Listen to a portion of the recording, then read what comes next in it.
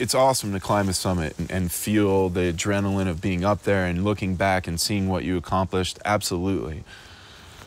But when you can do that and say you did something beneficial for the world at the same time, there's something so far beyond yourself that you've really contributed to our understanding of how we're going to manage and how we're going to deal with a changing climate and how we're going to deal with species that are affected every day by our actions.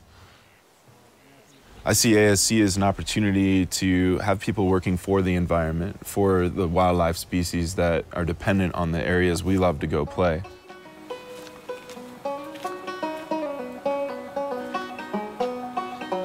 This is my house.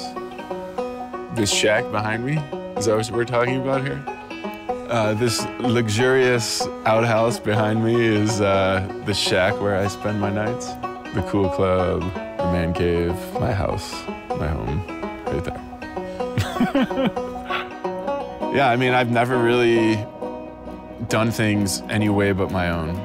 And sometimes it's gotten me into trouble. Quite a few times it's gotten me into trouble.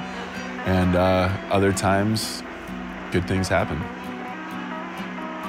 I've always been that way. It's like if I've committed to something, it's done before I even have a chance to think about what I've committed to. I'm really stubborn. I don't have any ability to go part way into something. It's fully all or nothing with everything I do.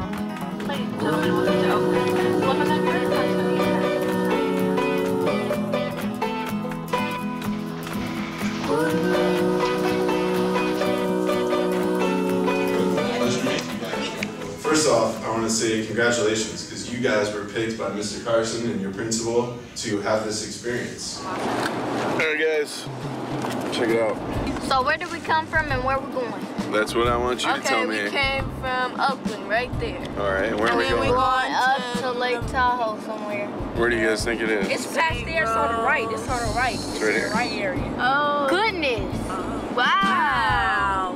I'm writing about today and what we did, what we learned. Today we went kayaking at Lake Tahoe, and we learned different kinds of trees, like the cedar. Hey guys, check out this merganser. He's got a mohawk. Hey y'all, come check out this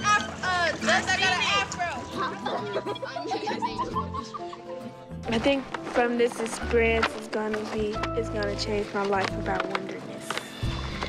Thank you. I grew up in Cleveland, Ohio. When I was like 8 years old, I started saying that I wanted to be a marine biologist. And somewhere along the line that transitioned to wildlife biologist. My parents never took me backpacking or camping. I didn't go on my first backpacking trip until I was 16 years old. You guys are really close, though. I was a horrible teenager.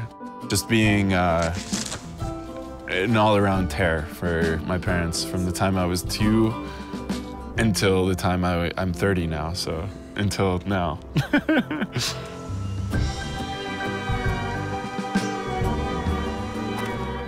We're doing citizen science. We're taking junior high kids from West Oakland out to look for pikas and showing them what it's like to be field biologists. Green pika poop. The most common pika call that I hear is sort of like, That's the one that you hear most commonly around here. You guys start. I'm spending most of my summer frantically collecting as much data as I can to get good sample sizes for my research. We're hungry for data.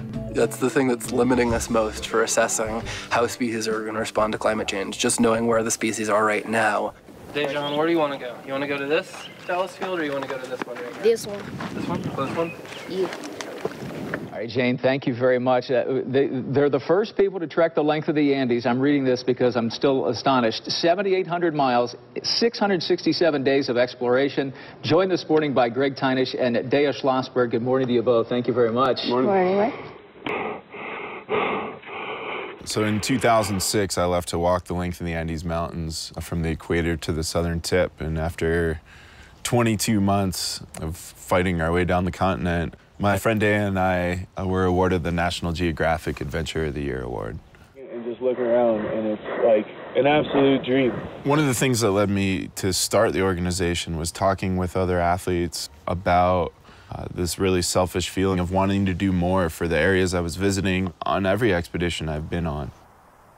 It was something I talked about with climbers and divers and boaters and everybody. They all wanted to be doing more for the places they were visiting, but there was never an easy way.